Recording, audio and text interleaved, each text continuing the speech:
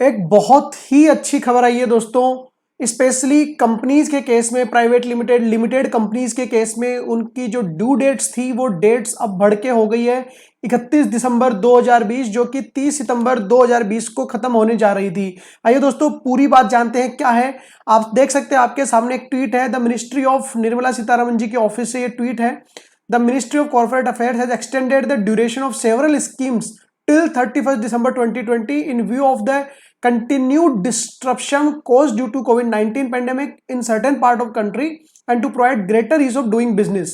Again उन्होंने नीचे इसके बारे में और ट्वीट है, the ministry of corporate affairs has introduced a new scheme known as the companies fresh start scheme 2020 valid from 1 April 2020 to 30 September 2020 to enable companies to make good their previous defaults। this scheme has now been extended till 31st December 2020। तो दोस्तों मार्च के month में 30 मार्च को एक circular आया था, उस circular के थ्रू उन्होंने एक्सटेंशन दी थी कि आप 30 सितंबर तक भी आपकी कंप्लायंसेस पूरी कर सकते हो, और अगर आप एक डिफॉल्टर कंपनी हो, इनएक्टिव कंपनी हो, उसको भी आप एक्टिव करा सकते हो।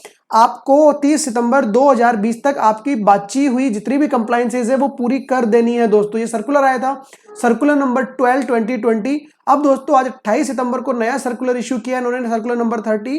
उस पूरे सर्कुलर को, सर्कुलर नंबर जो 12 था, कंपनीज फ्रेश स्टार्ट स्कीम जिसे नाम दिया गया था, CFSS जिसे नाम दिया गया था, अब उसकी डेट्स 30 सितंबर से बढ़ा के 31 दिसंबर 2020 तक कर दी है। तो दोस्तों अगर आपने कंपनी से रिलेटेड, आपकी कोई कंपनी है और उससे रिलेटेड अगर आपने कंप्लायंसेस अभी तक नहीं किए हैं, चाहे पुराने साल को हो या चाहे अभी जो करंट आपको कंप्लायंसेस करने थे, वो आप 31 दिसंबर 2020 तक कर सकते हो। हाँ, कुछ एक एक्सेप्शन है दोस्तों।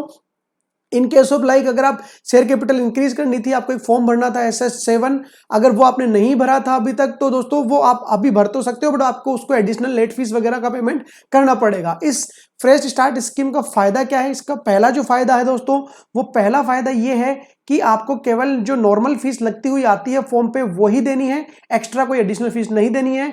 आपको प्रोसिक्यूशन से इम्यूनिटी मिलती है दोस्तों, तो ये काफी सारे बेनिफिट्स हैं।